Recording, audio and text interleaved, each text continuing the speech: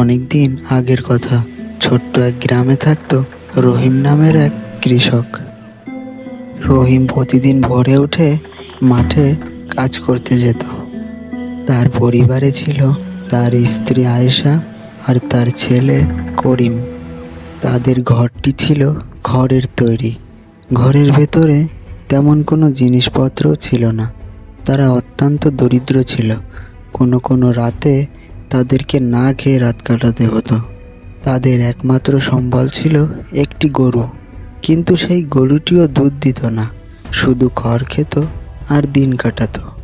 এক রাতে তারা তিনজনই খেতে বসেছিল, আর ঠিক তখন করিম বলল, আচ্ছা মা, অন্যদের ঘরে তো দুধ আছে, কিন্তু আমাদের ঘরে নেই কেন? বাবা, আমাদের গরু তো দুধ দেয় না, এই জন্য আমাদের ঘরে দুধ নেই। তোমার বাবার কষ্টের টাকায় যা হয় তাই দিয়েই চলতে হবে আমাদের। আর উপায় নেই আয়শা, আমাদের গরুটি এবার বাজারে নিয়ে বিক্রি করে দিতে হবে। রহিম গরুটি নিয়ে বাজারের পথে হাঁটছে, আর ঠিক তখনই এক সাধু বাবার সাথে দেখা। এই যে বৎস, তুমি কোথায় যাচ্ছ? এই গরুটিকে আমাকে দিয়ে যাও, আমি তার বদলে এমন একটু উপহার দিব যা নিয়ে তুমি অনেক সুখী হবে। তুমি ধনী হয়ে যাবে, তোমার আর কোনো দুঃখ কষ্ট থাকবে না। এ কেমন কথা বলছেন আপনি? তুমি শুধু একবার আমাকে বিশ্বাস করে গরুটি দিয়ে দাও, তোমার ভাগ্য নিশ্চয়ই বদলাবে। রহিম অনেক ভাবনা চিন্তা করার পরে সিদ্ধান্ত নিল সে তাকে বিশ্বাস করে গরুটি দিয়ে দিবে, আর তার কাছ থেকে সেই উপহারটি নেবে।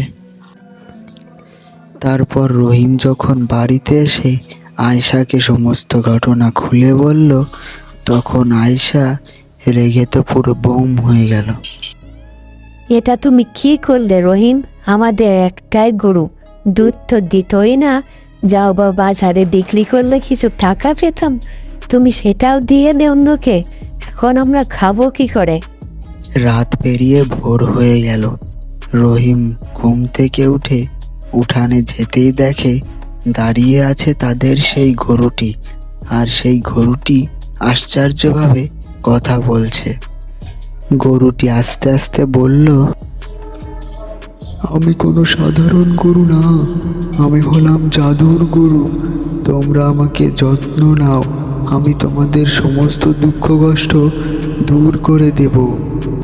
তারপর রহিমের পরিবার গরুটিকে যত্ন নিতে থাকে, আর গরুটি তাদেরকে প্রতিদিন সোনার কয়েন, ধন রত্ন ইত্যাদি দিতে থাকে, আর যা বিক্রি করে তারা অনেক ধনী হয়ে যায়।